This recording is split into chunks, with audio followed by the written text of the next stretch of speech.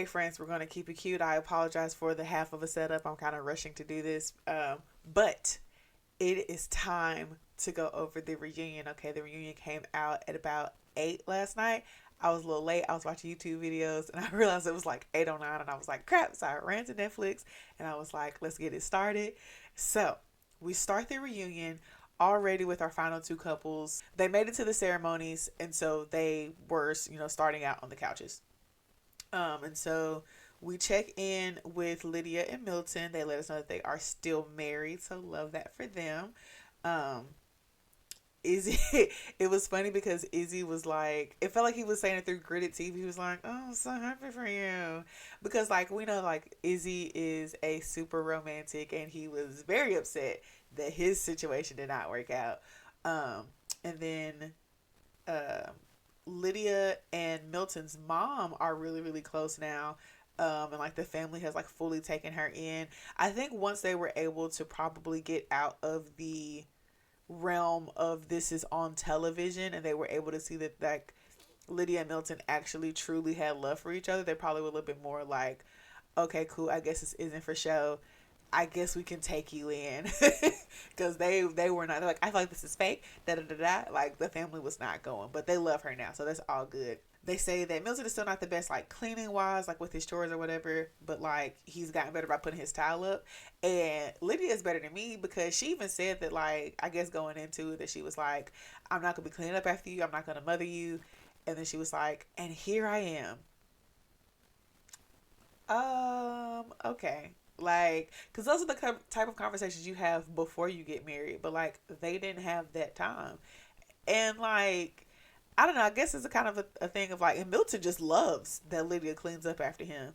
And no, like, I don't know, I just feel like you got to express to me, like, hey, like, I am tired. We both have full time jobs, we both work very hard.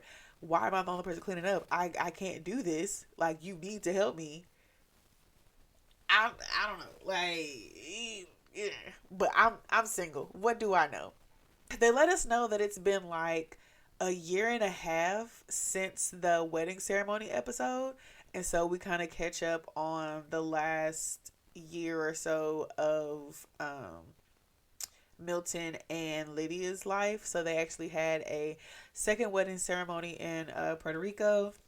For, I guess, for more of Lydia's family who was still down there, and then of course, Vanessa and Nick try to do their extra prying. I guess I'm not trying to see if they like were having kids or thinking about all that, and they were like, oh, like, are there any, like, plans that you all have that you could tell us about now? And Milton's like, our 401k is looking really good. Yes, that's our future plan. I'm really good at future planning because our 401k is in order. And they were like, okay, cool, got it. Let's switch gears. So we switch over to Izzy and Stacy and kind of get like a flashback of the wedding. They bring up the credit issue, and Izzy is pretty much like he didn't think that it would be that big of an issue, but like the thing is still like, why didn't you say it earlier? But to Izzy, he's like, I didn't think it was gonna be this crucial. Um, and he was saying that like after Stacy was like, do you have any debts or anything like that? And Izzy was like, no, because in his mind he was like, I don't owe anything. I just don't have the best credit score. Um, and so to him, he was being honest, but to Stacy, he was not. And I guess like I'm hoping that she didn't break up with him just because his credit was bad, but like that probably opened up other areas of like, if I can't trust you to tell me the truth about this, like how can I trust you to do other stuff? So I mean, Stacy seems happy. They're both dating other people now. They seem cordial enough. Like they hadn't talked for a while. They happened to run into each other like out and about. So that's kind of how they started conversing again, I believe. Speaking of meeting each other out at bars, they bring out Johnny and Chris, who are no longer together. They actually did not last very long at all. Like I think they said after the the party on the rooftop. They said after the party at the rooftop, Johnny pretty much did not hear from Chris for like weeks. And then Johnny found out from someone else that Chris was dating another person. And Chris is like still in that relationship. Like they've moved in together, they're in love, all that good stuff. And it's just like, you didn't have to ghost the girl though. And he was saying that like he definitely needs to work on like being able to deliver news to people that he knows that they probably won't like. But it's just like at the end of the day, sometimes life just has bad news. Like you can't just ghost people because like I don't want to hurt their feelings. Like feelings are gonna get hurt, my boy. Like it's even worse to just disappear on somebody. Like all that you went through, and then just be next day be like, yeah, actually I should have done that. I'm actually gonna go over here. Like that's crazy to me. Like I'm not even a fan of Johnny, but that was dirty. Like you didn't have to do her like that. And then the Lachey's are pretty much bringing Chris to task about him essentially ghosting Johnny, and he's like, I probably could have handled that in a better way. Da da da da. The thing about the delivering bad news, and Johnny's just sitting there like, you brought this on yourself. Lydia and Milton are sitting there like, couldn't be me, and it's just all types of like, bruh, like, because everyone just thought that Chris was like this super sweet, super loving, like, oh, he's the greatest guy. Chris is still a piece of like, come on. I just thought that was so funny because granted, I don't have the best judge of character from the show because I was Team Uche and Aaliyah from Jump just because they were black. Like, so I'm not a good judge of character right now. But I was just like, come on now. So Stacy and Johnny. So Stacy is discussing the root of their like disdain for each other and like how it started in the pods, and essentially Stacy was kind of keeping everything like in the pocket about who she was talking to and who she was interested in. And then I guess she found out that Johnny was like talking about her behind her back. Like it was a whole lot of like he said, she said, back and forth type whatnot. Um, but what really got me is that the whole time that Stacy was talking, Johnny and Chris are over there whispering to each other, and Stacy is better than me because I'd have been like, "What was that you said over there?" Like I'm trying to have a conversation, and yet here you are having a side conversation. But fortunately for me, Vanessa did just that because she did it in a much nicer way than I would have done it. Because she was like, hey, I see that you all are discussing something over there. It's something you would like to share with all of us. And they're like, oh no, like we're just, talking about it. And Vanessa was like, well, you were, talking while Stacy was trying to tell us these things. And, essentially trying to say without saying that they were being very rude, which they were. And I'm like, girl, thank you, because that shit was pissing me off. And then that kind of propels us into the washing machine of a conversation about the situation at the pod party where Izzy and Chris were talking, and then Stacy came over because she was trying to get away from Johnny, and then Johnny came over there thinking that they were trying to gang up on Chris, and it was a whole thing, and we just went into that washing machine over, and I was just like, okay, this conversation is going in circles. I no longer care. So the Lachey's roll the tape from the party, and Izzy apologizes for the way that his message came out, but says that he meant what he said, but his delivery could have been a little better. So after that, Izzy tells us that he did see Johnny again, like out at a bar, and they were like, it was funny because a lot of their situations were like, oh, I was out at this bar, da da da, and the Lachey's were like, okay, so just don't go out to the bars in Houston because obviously everybody knows everybody and everybody goes to all the same bars, and it was wild. But he said that he saw Johnny out at a bar and like they had conversations to try to see like maybe there could be something here, but like Izzy was still not over Stacy, and Johnny is just a piece of crap, so I don't know why he would want to do that anyway. So they decide not to try anything, but you know how Vanessa likes to pry.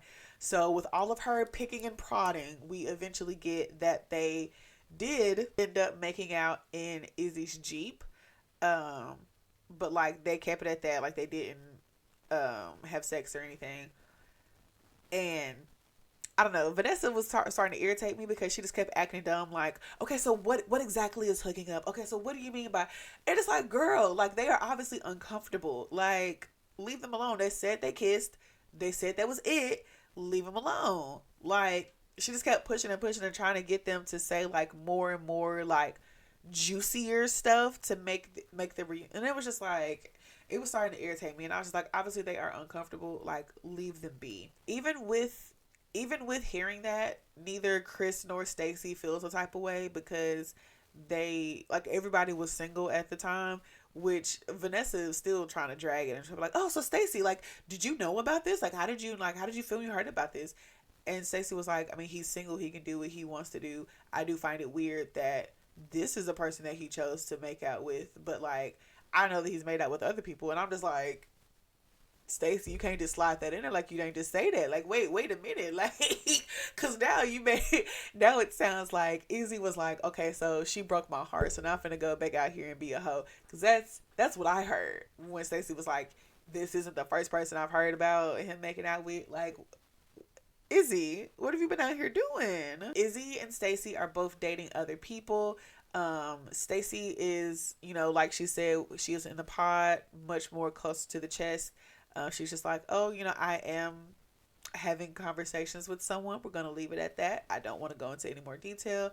Whereas Izzy is like, yeah, I'm dating someone. We're actually about to go on vacation after this. She's going to pick me up from the taping, and we're gonna go out of the country. And I'm just like, Izzy, are you trying to prove something to somebody? Like, why are you overcompensating right now, bud? Like, we get it. We get it. So next they have Aaliyah come out, and Aaliyah is so stinking pretty. Like, I was so happy when she got there, but she did not look happy to be there, and I felt bad about that because I was so happy to see her. But she was just like, let me get this over with. Let me speak my truth. Let me get my answers, and I'm gonna get out of here. And I was like, okay, girl. When Aaliyah came out, I was watching Lydia's face so hard for any kind of sign of anything, any kind of cracking. Was she gonna smile? Was she gonna like me mug? Like, I just wanted to, like, what was the actual like feelings in the room? Because it seems like they have not talked at all since then. And, like, granted, like, why would they? But, like, I don't know, they just got so close so fast. But also, like, that trust was immediately broken. I kind of like, I'm a girl's girl. And I really just want us to be like, hey, let's sit down and have a conversation. Like, we can't let these dudes come in between this friendship. Like, this friendship is real. So, like, I just wanted them to work it out. But anyway, so we get clips of Lydia and Aaliyah in the pods. And we get to watch them watch the clips, and whew, that was something. Like, both of their faces, because they were essentially kind of like smiling and being cordial when Leah first came out, and like as the tape continued to roll, both of their faces just dropped. Um, and it got a little tense. Lydia says that she really did care for Aaliyah and wanted her to be happy, and she does admit that she probably could have handled it in a better way. She was glad to be able to speak freely once Aaliyah said that she knew about her and Uche's past. Vanessa equated it to like an Instapot of like all that pressure that's been building. And finally, when Aaliyah said that she knew, it was like, that valve had switched and like the pressure was released. Um, because like, when I tell you the way Lydia word vomited everything that she ever knew about Uche, I was like, girl, please. Aaliyah was saying that, like, she had tried to set those boundaries with Lydia, but Lydia kept disrespecting those boundaries, and like they cut to Lydia's face and she kind of like made like a little face, and I was like, ooh, what, yeah. So we find out, Nick tells us that Lydia and Uche essentially had an embargo on talking about their past relationship. When they found out that they were both in the pods, the producers were like, if you stay, you cannot tell anybody that you all know each other from your past, because it'll ruin other people's chances at relationships, or like it'll ruin the experiment for other people if you tell folks that y'all know each other, which it did. But I guess once they saw that Uche and Lydia were respectively falling for other people, they were like, okay, cool, you can tell them. My thing was, once the embargo was lifted, why? Because, so in the pods, after they got the okay to be able to tell their partners, they're like, hey, I know somebody in the pods. Either they told Uche first that he could tell, or like they didn't tell the both of them, because why did Lydia wait until Aaliyah told her that Uche had already discussed that they had dated? Like, why didn't Lydia try to tell Milton earlier? Or like, why didn't Lydia even go to Aaliyah and be like, hey, I know we've been bonding like super tight over here, and I just want to tell you something about the person that you have matched with. Like, I just don't understand why Lydia waited so long. Um, and I get the embargo part of it, but my thing is like, okay, so the embargo has not been lifted. Why did it take Uche saying something and then Aaliyah saying something for Lydia to say something? Like, I'm just not understanding. And then of course Milton was the last to know. Milton wasn't really kicking it like that with Uche anyway, so like he wasn't all that bothered. But the fact that Lydia and Aaliyah had such a close friendship, and that she didn't even like try to say nothing when the embargo was lifted, like that was the part that really just like got me so much. That's not what the Lachey's asked. They asked if they thought the producers were in the right for letting them stay. And of course Lydia is biased because she found her husband. So she's like, I'm biased, but I think they should have let us stay. And everyone else who's out there also says that they should have been able to stay. Um, but I don't know. I feel like I agree with Aaliyah in thinking that they should have been able to discuss it earlier, but I also agree that discussing it any earlier would have tainted the experiment for others. But like, I don't know. I just feel like Lydia could have better handled knowing who Aaliyah was talking to, and being like, oh, okay, like she's talking to the person who I can't even discuss my past with them. Maybe I should fall back a little bit. Like, that's the part that was grimy. Like, one of the clips that they replayed was when Aaliyah was like gushing about Uche, and Lydia was sitting there looking like, oh, okay, so nice for you. Because I think that was like after like Izzy had dumped her or whatever. And I remember saying at the time that I thought that she was making that face because she was like jealous, but really it was because she knew that Uche was a piece of crap, and all she could do was like sit there and listen to Aaliyah gush because she couldn't say the truth at the time. And like, the facial expression makes more sense now, but I'm still just like, why didn't you say anything first? Like, that's the part that's really pissing me off. So Aaliyah brings up that Lydia had said in like the pod time that she had hoped to see someone from her past, and she asked Lydia to speak on that. And Lydia says that um, her and Uche did have a convo one time where they happened to catch each other out and about, that they had both seen like the casting for the show. That they both were like, oh, like that's cool, like yeah, I saw the casting, but I guess she didn't fully know that he was gonna be on the show, um, and that she that Lydia wasn't hoping that Uche would be there, but that she kind of had a feeling that he might be there. I mean, that was the whole like, I might see somebody from my past, because she already knew he was gonna be there. Like, I was not understanding. Like, girl, it's not giving what you think it's giving. Milton chimes in and essentially is like, yeah, that dude is weird. They show us how Aaliyah's last conversation with Uche and how Lydia's last conversation with Uche went. And one thing I noticed that, like, I guess I didn't fully peep earlier is that Uche keeps the exact same tone of voice for every conversation. Like, they would jump from clip to clip, and I couldn't tell that they had jumped from, because I was like taking notes. I couldn't tell they had like switched clips until I looked up, and it was like a different like lighting and different outfits or whatever. Like, he has the exact same tone that he talks all the time. And I find that super weird. Like, why is there no inflection in your voice? Because even here, like, I have different inflections in my voice. Like, when I'm calmer, like, my voice is a little bit lower. If I'm getting excited, it goes higher. But like, Uche is just level. That's weird. Like, that's weird, bro.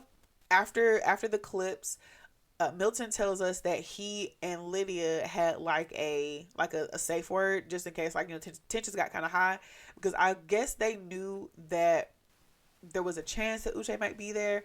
And so they had the oil barrel emoji, because Milton was like, how often do you use that? Like, that can be like our little thing of like, are you trying to get out of here? Like, you ready to go? Um, and so that is what Milton was showing Lydia on his phone. Because I thought, because in the episode, it was like, oh, we have plans, we have dinner plans in 10 minutes, so let's go. And then he showed her the phone, and so I guess he was showing her the emoji or whatever. And I was like, that was really sweet. And of course, they were gushing about like how mature Milton is and blah blah. All this. I was like, yeah, we get it, we get it. He's a grown ass 24-year-old. Like, okay. He was saying that like how like with some of the guys like Izzy and Chris, for example, because they're out there, would talk to him. They would be like respectful of him not wanting to name who he was getting most attached to. Uche was not respecting that. And he would pry, and he was very overly invested in he and Lydia's relationship, and it very much so made him uncomfortable. Milton said he was not friends with Uche. Pretty much everyone who was out on the couch said that they thought that Uche was weird, and I was like, that's crazy, because I literally just made a TikTok talking about how like I can see the red flags, but how do I get past ignoring them? Because that's like, you can see them, you're like, oh yeah, that flag is red, and then you stood, and it's just like, how do I be like, oh well, like maybe if like they can change and maybe they can do like how I need to get better at that, because I'm not very good at that at all. So Aaliyah says that her and Uche did actually date for a little bit, and then she was like, they ended up breaking up for like a multitude of reasons. Aaliyah found out later that Uche had been telling people that she isn't the type of person that he usually would go for. Like, he's not the person that she's usually attracted to. And I'm just like, that is just like, if Uche was not weird before, trying to say that Aaliyah is not someone you're usually attracted to, when just Aaliyah is just definitively attractive, like, that was the nail in the coffin of Uche being dead to me. And then the fact that he was invited to the show and didn't show up. Like, what you scared of? What you scared of, boss? And it was funny because in the reunion, Lydia was like, because I guess they had asked Lydia if she had talked to Uche or whatever, because Milton said that like sometimes Uche will reach out, but like he just refuses to respond to him. And Lydia had said that when the show aired, oh no, Aaliyah said, damn it, I don't remember who said it, but either Lydia or Aaliyah was like, Uche had sent them a message that said, like when the show was airing, that said, hey, if you see anything while you're watching tonight, you want to talk about it, like I'll be here to talk. And the other person was like, he sent me that exact same message. And I'm just like, oh my. And then Vanessa was like, copy paste, Uche is efficient. And I was like, dear, that is like, at least switch it up a little bit, put their name in it, something like, don't the exact same message, my guy. Come on. So next we get Taylor and JP come out. They come out of different doors and sit on different couches. So like JP sits on the couch with Chris and Johnny, and then Taylor sits on the couch with Aaliyah. Now, I had already thought that Taylor was very, very pretty, but when she came out, done up, got her hair in a little updo, got her little dress on with the, I was like, okay, like she was wearing that dress. She looked good with a T at the end. I was like, girl, you better go off. And I'm just like, JP, bro, you done messed it up, because that right there is a bombshell. But other than that, I really was not concerned about their relationship, because I didn't care in the pods. I didn't care in Mexico. I don't care now. I was mainly here for the Uche and Aaliyah drama, and I just wanted a resolution for that. But there is a little bit of an update on their situations. JP tried to say that the cameras in the room in Mexico made him more uncomfortable, and so that's why he seemed very distant. Because he was saying like in the pods, like the cameras were off kind of like in a corner and they weren't that bad, but like in Mexico it was just like two people with like all their stuff like right in their faces. And Taylor brought up the point of, okay, so what about after the cameras left? Like, you were still awkward then. And so he was like, well, you just kept hounding me, like, of not talking, da da da. And it's just like, bro, you just coming up with excuse after excuse of why you are a terrible communicator, other than I did not find you attractive, and I wanted to get out of there. Because then he even tried to like put it on Taylor that she wanted to get out of there. And it was just the fact of like, yeah, she wanted to get out of there because she could tell something was up with you and that you were not being genuine and that you didn't like her. Like, but yeah, 3 different excuses in like 3 minutes of all the stuff that went wrong. And it's like, no, what went wrong was you, my guy. Like, that was it. What really had me laughing is like Taylor and JP were going back and forth. Stacy's face the entire time had me cracking up. Like, she was so invested. Like, it was a tennis match to her. She just whoop whoop whoop, like making all kind of faces. I was like, honestly, I might have to give Stacy a chance. She like she'd be a good friend because she had me cracking up just from facial expressions alone. Like, she was having a whole conversation and she never opened her mouth. I was like, girl, I feel it. So Taylor says that she is currently seeing someone. They're not necessarily official, but she is seeing someone. JP is dating someone who he has better communication with.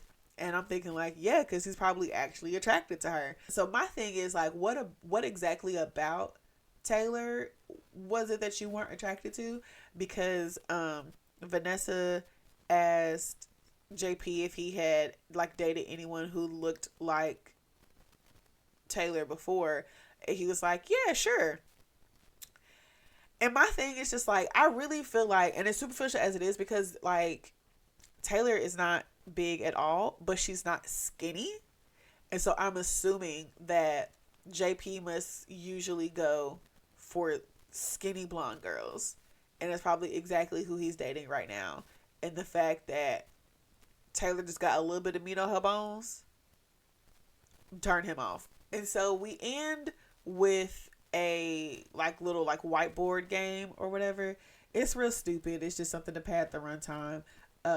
They ask like if like who would you have been attracted to in like outside of the pods, and pretty much everyone just gives like either they're like the person that they're with or like a joking response. Like Milton and Chris say each other. I think Izzy says Chris, like no maybe Stacy says Chris, I don't know.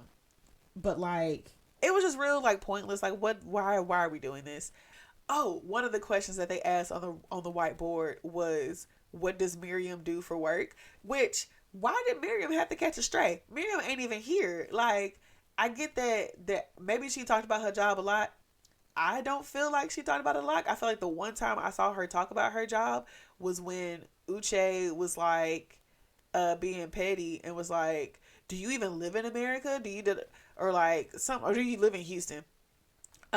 Being petty. So I'm just like, okay, like you can't make a joke like that if we don't have the full context, because it's not funny to us, it's just shady. But yeah, that is the reunion.